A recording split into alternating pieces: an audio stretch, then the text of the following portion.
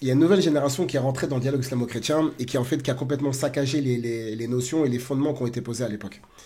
Déjà à la base, comme j'ai toujours dit, la religion comparative, c'est pas quelque chose qu'on conseille, d'accord? Nous, à l'époque, on est rentré par nécessité, et aujourd'hui, je pense qu'il y a des personnes qui étaient un petit peu réticentes à l'époque, qui commencent à comprendre l'utilité de cette discipline. Mais c'est pas quelque chose qu'on encourage. C'est une discipline qui nécessite de la révision, de l'entraînement, lire, comparer, etc. C'est pas simple. Il y a beaucoup de personnes, malheureusement, beaucoup de jeunes qui sont lancés dans cette discipline et qui ont pensé que tout le monde peut se lancer comme ça. C'est-à-dire que vous n'avez pas pris le temps d'apprendre, vous n'avez pas pris le temps de réviser, vous n'avez pas pris le temps de questionner, et au final, regardez les résultats maintenant. Des personnes qui font ça pour la célébrité, pour la réputation, pour le buzz, pour le business, pour le clic, pour les suiveurs, pour les followers, etc. Certaines personnes qui ont des comportements qui sont impudiques, un comportement vulgaire, un comportement menaçant, un comportement déplacé, immoral et déviant sur énormément de points. C'est-à-dire que ça termine en menace, en règlement de compte, en bagarre. En fait, vous êtes en train de faire tout et n'importe quoi. Pourquoi? Parce qu'en fait, vous êtes précipité. La personne qui rentre dans le dialogue islamo-chrétien, c'est une personne qui, au préalable, connaît sa religion, qui connaît son Coran, qui connaît sa sunna, qui connaît quoi? Sa aqida, son tawhid, qui a pris le temps d'étudier, qui a pris le temps de s'asseoir, etc. La religion comparative, c'est une finalité, c'est pas un début. On ne rentre pas dans la religion par le dialogue islamo-chrétien.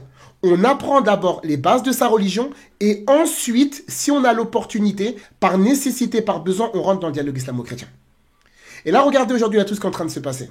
En fait, ça fait des histoires, ça fait des problèmes, ça menace, ça rentre dans la vie privée, c'est insultant au possible. Vous avez complètement déplacé toutes les bases centrales que vos anciens ont posées.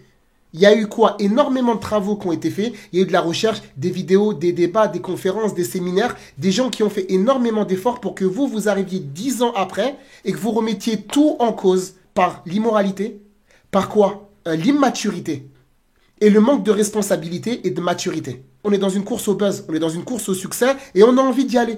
Alors voilà tout, moi j'ai envie de lancer ma chaîne, j'ai envie de lancer mon Discord, j'ai envie de lancer mon serveur, j'ai envie de lancer tel, etc. Pourquoi? Parce qu'en fait, il y a un manque de sincérité envers Allah subhanahu wa ta'ala qui finira par vous rattraper tôt ou tard. Soit par des doutes, soit potentiellement par des apostasies, soit par des problèmes sur différents aspects de la vie. Pourquoi? Parce que la base notoire n'est pas correcte. Et ça, en fait, vous le paierez tôt ou tard. Que nous, notre génération, on n'est pas une génération qui est contre le fait qu'il y ait des jeunes qui fassent darwa, qui fassent des efforts, etc. Non. Non, au contraire, on vous encourage à le faire pour Allah subhanahu wa ta'ala, à condition de prendre le temps d'apprendre, de réviser, de questionner les gens plus savants, plus matures, plus anciens et plus expérimentés dans le domaine. Avant de rentrer justement dans ce type de, dans ces types de batailles d'ego, de nefs, etc. sur Internet. La seconde des choses, c'est les frères qui ont dépassé la religion comparative. Ça veut dire, de base, il y a des thèmes qui doivent être traités avec la communauté chrétienne. Divinité de Jésus, la Trinité, la rédemption, la crucifixion, le salut des nations, la prophétie de Mohammed sallallahu subhanahu wa ta'ala alayhi wa sallam, et tous les sujets qu'on a l'habitude de traiter avec la communauté chrétienne. Le problème, c'est qu'il y a des frères qui commencent à dépasser cette fonction-là, à rentrer dans le firq, à rentrer dans des choses qu'ils ne maîtrisent pas. Pourquoi? Parce qu'en fait, on n'a pas su se cantonner à notre domaine de spécialisation. Une personne qui est dans le dialogue islamo-chrétien, qui connaît bien ses bases nécessaires et requises pour rentrer dans ce dialogue-là, alhamdoulilah. Par contre, le fait de rentrer dans des fatwas, le fait de commencer à dépasser votre fonction parce que vous êtes connu dans votre discipline, non. On ne respecte plus le plan, on ne respecte plus les paliers, on ne respecte plus les aînés, on ne respecte plus les enseignants, et on ne respecte plus les règles étiquetées et codifiées, établies par Allah subhanahu wa ta'ala pour obtenir la réussite dans la religion d'Allah azza wa jal. On n'est pas en train de vous dire que vous n'allez pas être les futurs grands prédicateurs. Inch'Allah, wallah, on vous le souhaite du plus profond du cœur. Ce qu'on vous demande simplement, c'est de respecter les règles. Et d'être patient, d'être endurant et de garder espoir. Ça, c'est la première des choses. La deuxième des choses, ne pas brûler les étapes. La troisième des choses, respecter les gens. Même si vous n'êtes pas d'accord avec les chrétiens. Même si vous n'êtes pas d'accord avec les juifs. Respectez les gens. Et si parfois, vous avez vu que les frères de Hanifia, on a peut-être accéléré une ou deux personnes, on sait pourquoi est-ce qu'on l'a fait. Il y a des personnes qu'on a contactées en privé. Il y a des personnes sur lesquelles on a patienté pendant des années. Il y a des personnes avec lesquelles on s'était mis d'accord pour que tout se passe bien, qui ensuite ont enfreint les règles des engagements et des accords sur lesquels on était. Et ça a donc nécessité de notre part le fait de prendre le dossier de manière différente. Mais de base, notre discours, vous le connaissez. C'est que le dialogue islamo-chrétien se passe dans les meilleures des conditions.